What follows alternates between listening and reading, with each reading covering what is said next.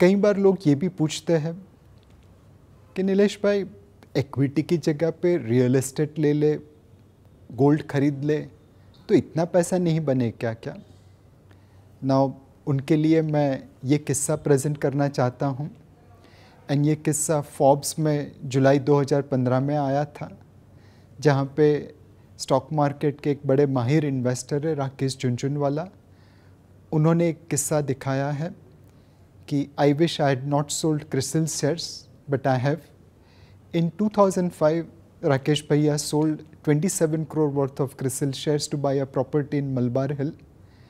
Today that property would have appreciated to become 50 crore, but the CRISIL shares which he sold became worth 700 crore. So ऐसा नहीं है कि आपको real estate में invest नहीं करना चाहिए. Of course you make investments in real estate, but look at the things which help you make money in real estate.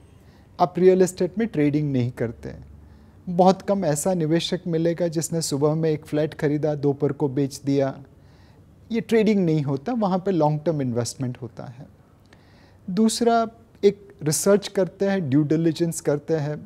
किसी प्रॉपर्टी खरीदने चाहे तो देखने जाते हैं उसकी ओनरशिप है नहीं है, बिल्डिंग कैसा बना है, लोकेशन कैसा है.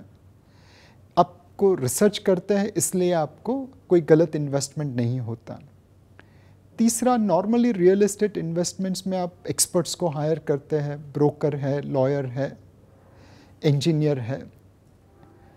बहुत एक रियल एस्टेट इन्वेस्टमेंट लिवरेज करके करते हैं और लॉन्ग टर्म लिवरेज लेते हैं.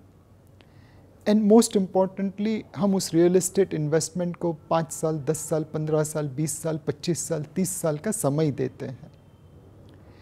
ये सारे मंत्रास हैं इन्वेस्टमेंट मार्केट के लिए, चाहे फिर रियल एस्टेट हो चाहे इक्विटी हो. इक्विटी में ट्रेडिंग मत करिए, इक्विटी में खुद ड्यू डिलिजेंस करिए, रिसर्च करिए, नहीं तो एक्सपर्ट की सलाह लीजिए. अगर समझ सकते हैं और यूज़ कर सकते हैं तो जुडिशियस लिवरेज करिए. And most importantly long term के लिए इन्वेस्ट करिए. ये सारे मंत्र आप रियल एस्टेट में जो यूज़ करते हैं वही इक्विटी में करिए, तो इक्विटी में भी पैसा बनेगा. ऑन द गोल्ड, मतलब लोगों के मन में एक ऐसी उम्मीद है कि गोल्ड प्राइसेस कभी गिरते नहीं हैं. बट अगर मैं गोल्ड का चार्ट देखूं तो इंटरनेशनल गोल्ड प्राइसेस काफ़ी बार गिरे हैं. 80 के दशक में दे फेल डाउन 62% एंड फिर 26 साल लगे उस प्राइस को आने में.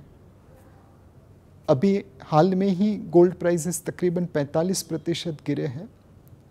सो ऐसा नहीं है कि गोल्ड प्राइसेस हमेशा ऊपर रहेंगे, उसमें भी इक्विटी की तरह वॉलेटिलिटी आ सकती है. Mutual fund investments are subject to market risks.